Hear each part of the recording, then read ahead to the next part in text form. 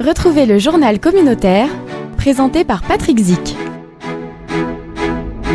Bonjour à tous, bienvenue dans ce journal communautaire en ce vendredi 1er septembre, le 15 Elul 5783. Nous allons célébrer ensemble la paracha Kitavo. Je rappelle que Shabbat entre à 19h56 et sortira à 20h57. On vous souhaite à vous tous un très très grand Shabbat Shalom. Dans ce journal communautaire, j'ai le plaisir de recevoir donc Ruben Salfati qui nous parle des fêtes de Tishri.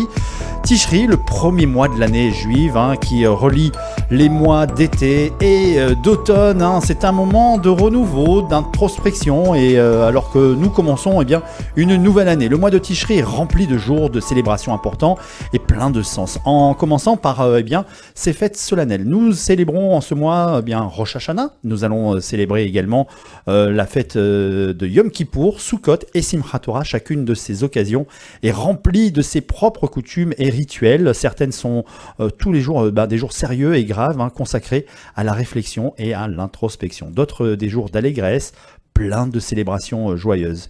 La personne qui va nous en parler le mieux, c'est Ruben. Bonjour Ruben. Bonjour Patrick. Alors, on approche les fêtes de Tishri et on va donc parler, on va surtout parler de Rosh Hashanah. Mais on a également Yom Kippour avec ce jour de grand pardon où on jeûne toute la journée. Ça commence donc la veille et ça se termine le lendemain. C'est, je crois, le plus long jeûne du peuple juif. Le plus long. Donc est-ce que dans la durée du jeûne. Ouais, la durée. Est-ce que c'est celui de Tisha B'Av, je crois, c'est ça. Celui de Tisha B'Av, le 9 Av, oui. Je pense que c'est lui c'est le plus long. Il dure plus longtemps. Il est plus dur aussi. Ouais, en été, les chaleurs, etc. Mais bon, après, Kippour, ça dépend au niveau du calendrier. Il y a aussi cet été indien qu'on a souvent. Et je pense qu'il va y avoir de belles températures au mois de septembre. Donc là aussi. Et après, on a la fête donc, de Sukkot, la fête des cabanes. La fête des cabanes, qui dure 8 jours. Ouais. Bon, là, parce qu'on est en France et tout. On a 2 jours ici en France. 2 jours, les premiers jours de fête, on a la Chol HaMoed, les mi-fêtes, et à la fin, les 2 derniers jours de Yom Tov, avec Shemini Atzeret et Simchat Torah. Eh oui, Simchat Torah. Qui marque cet amour et de la Torah en dansant, en chantant. Et en mangeant les bonbons qui sont... je me rappelle quand j'étais enfant, quand Simchat Torah arrive, tous ces enfants qui courent après les bonbons, qui chantent, qui dansent.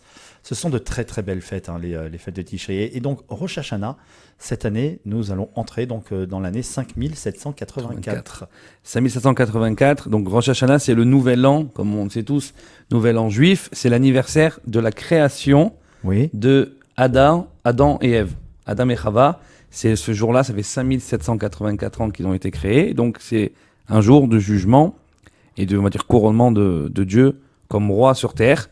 Ça tombera cette année, si Dieu veut, vendredi 15 septembre au soir. Donc, ça sera Shabbat, Rosh Hashanah. Donc, ça dure 2 jours. En Israël aussi, il y a 2 jours de fête. Parce que Patrick, généralement, toutes les fêtes, toutes les Yom Tov, il y a un jour en Israël et 2 jours en France. Bien sûr. Et là, cette année, à Rosh Hashanah, il y a quand même aussi 2 jours en Israël. Et donc, ça sera donc du vendredi 15 septembre au soir jusqu'à sortie de Rosh Hashanah, le dimanche 17 septembre. Et donc, on va manger la pomme, le miel.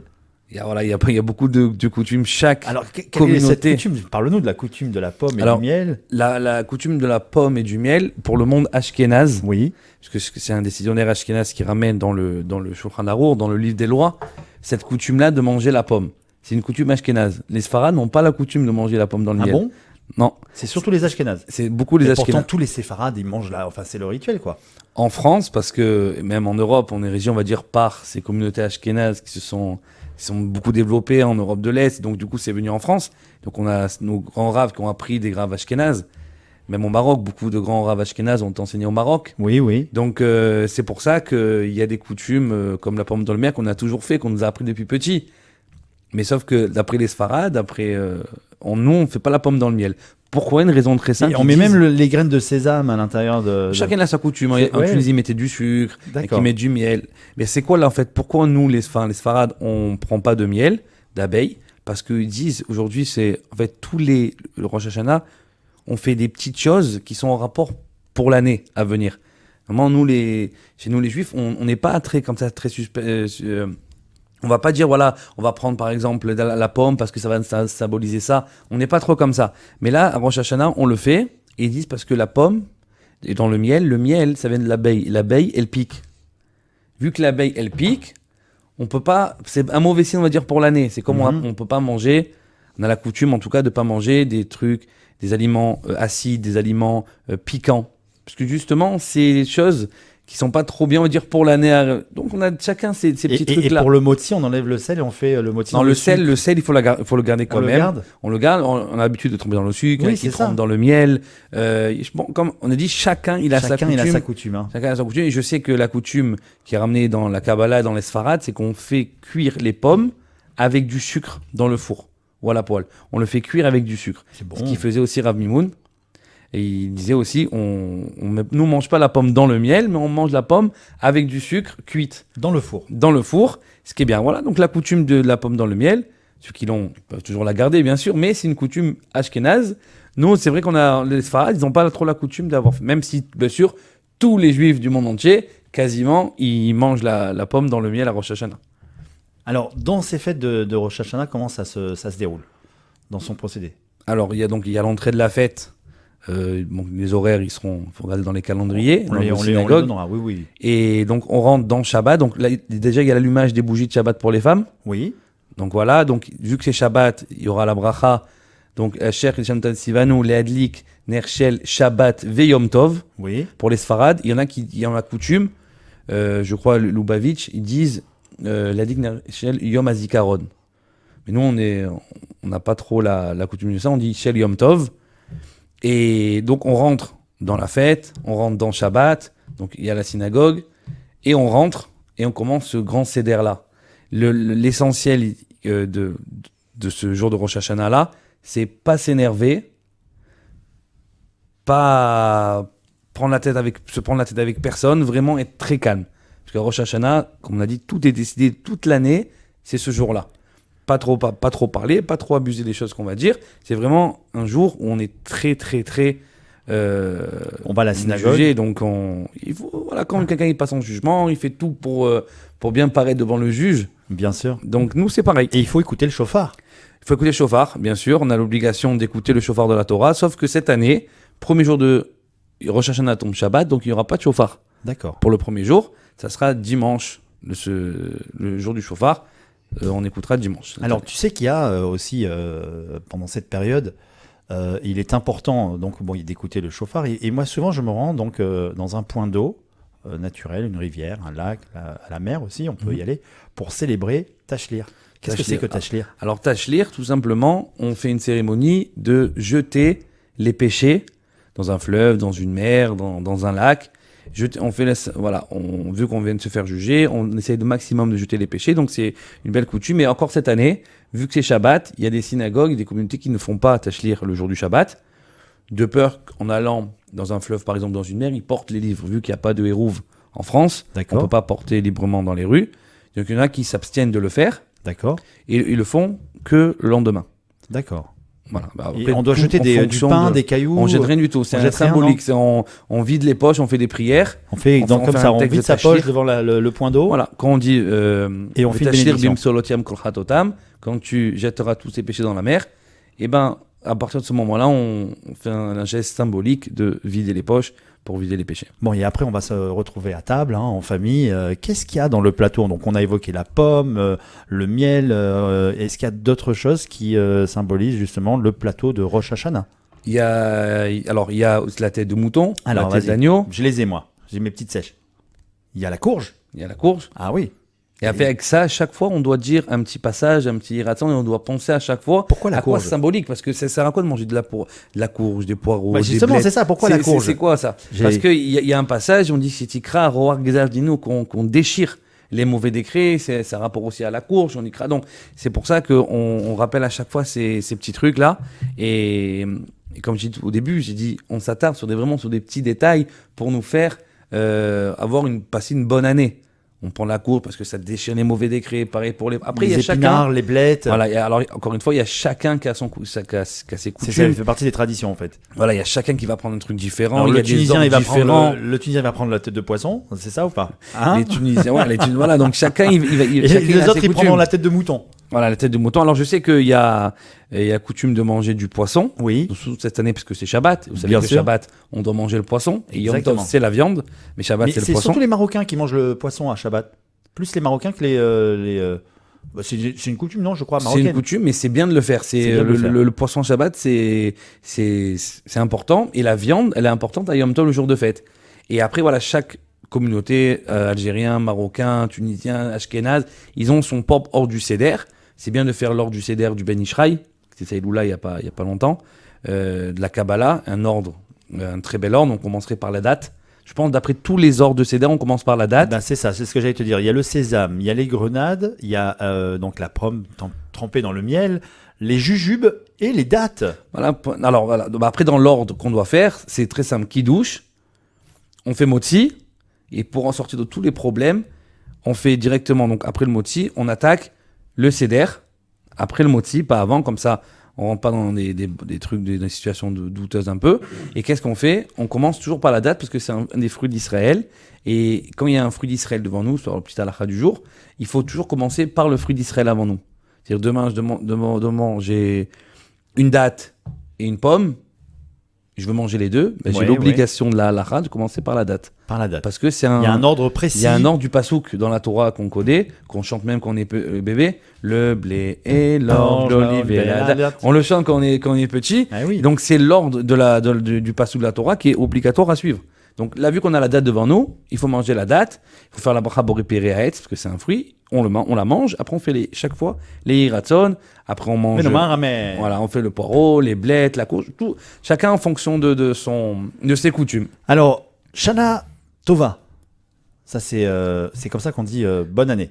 En Bonne hébreu. année. Et quand on rajoute Umituka, ça veut dire Ben, qu'il soit, c'est douce. douce. Matok, douce.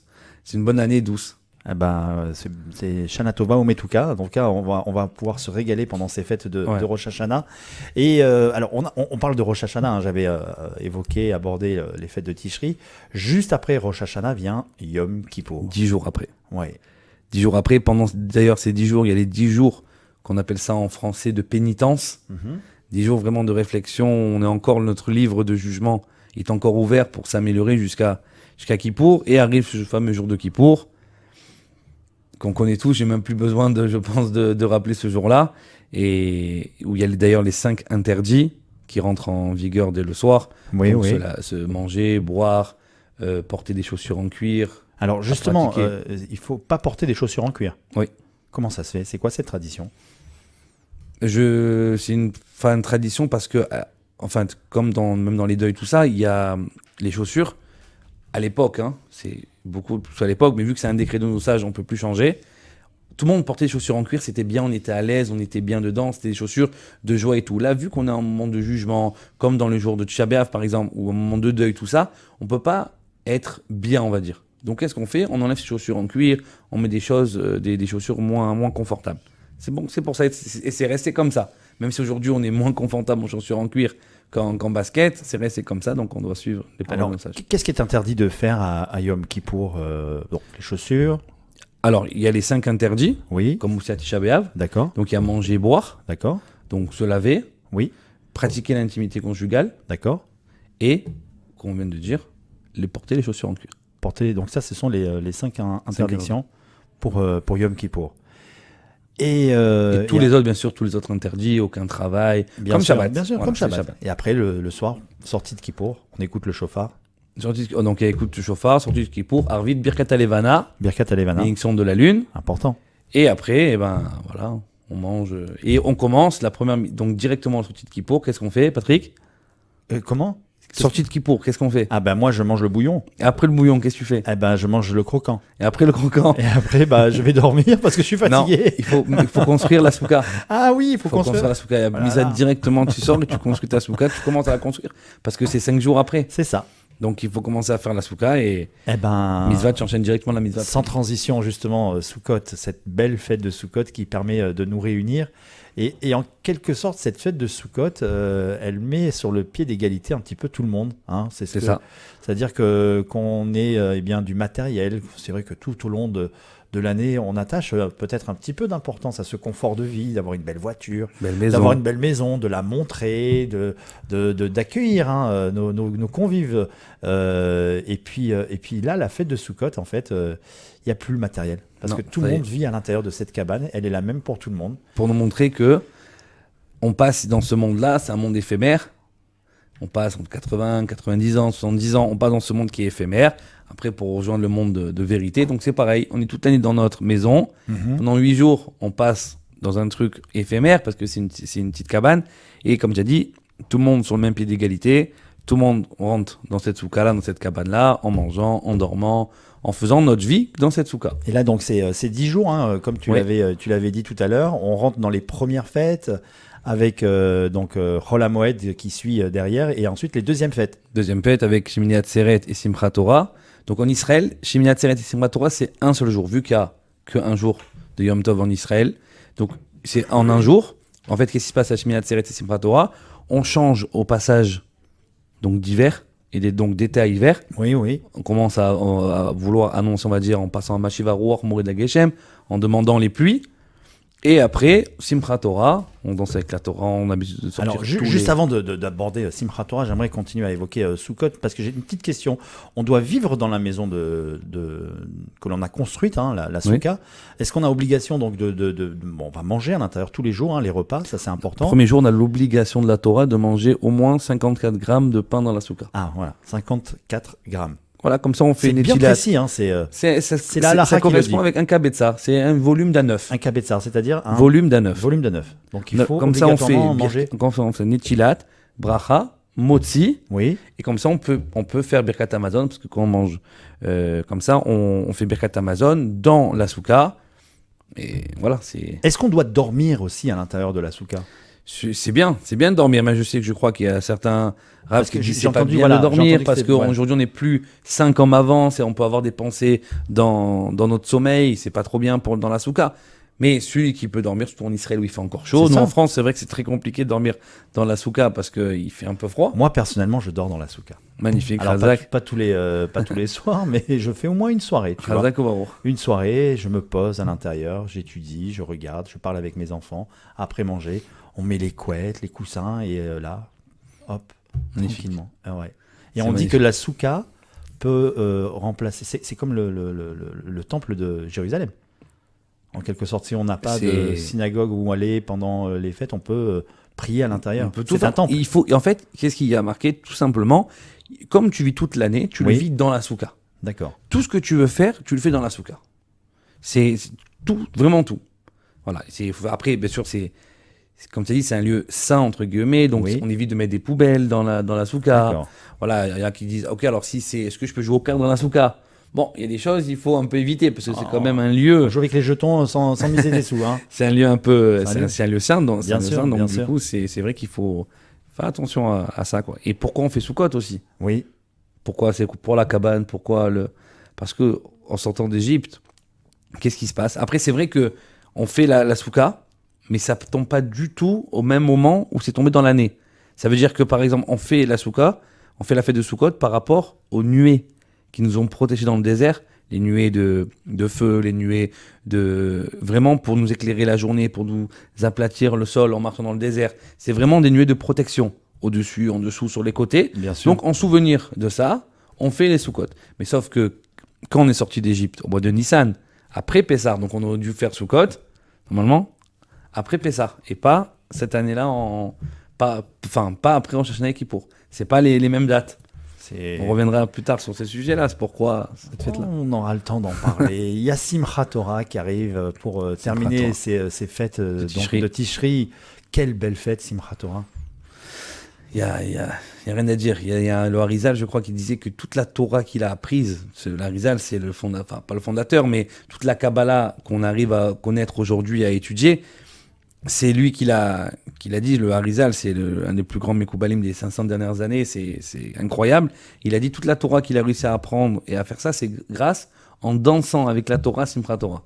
En dansant toute la nuit avec ça, et grâce à ça, il a dit qu'il a atteint des niveaux incroyables, rien qu'en dansant et en étant joyeux à Simchat Torah. Et à Simchat Torah, donc on sort tous les séfers. Il y en a qui sortent toutes les séfers, il y en a qui sortent quelques séfers, il y en a qui... Tout va dépendre. Et il y a les bonbons pour les enfants. Je le disais tout à l'heure, moi c'est mes souvenirs d'enfance quand j'allais à la synagogue, je danse, je chante. Et c'est une très très belle fête. Et puis en Israël, ils sortent avec le Sefer à l'extérieur. Ils sortent dans la Simchat Torah, exactement. Ils chantent et ils dansent. Ah, quelle belle fête. On a vraiment de très belles fêtes dans le judaïsme. Que c'est beau. C'est magnifique. Eh bien, merci beaucoup en tout cas. Merci à toi, de Patrick. nous avoir donné toutes ces précisions, de nous avoir éclairé un petit peu sur ces fêtes de Tishri. C'est déjà la fin de ce journal communautaire. J'espère que vous aussi, à la maison, vous vous préparez pour les fêtes de Tishri. Et nous, on se retrouvera donc la semaine prochaine pour un tout nouveau journal communautaire. Je vous rappelle, mesdames et messieurs, qu'en ce vendredi 1er septembre, le 15 Elul 5783, la paracha Kitavo, Shabbat, entre à 19h56 et sortira à 20h57. Merci à vous tous. À la semaine prochaine pour un tout nouveau journal communautaire. Retrouvez le journal communautaire, présenté par Patrick Zic.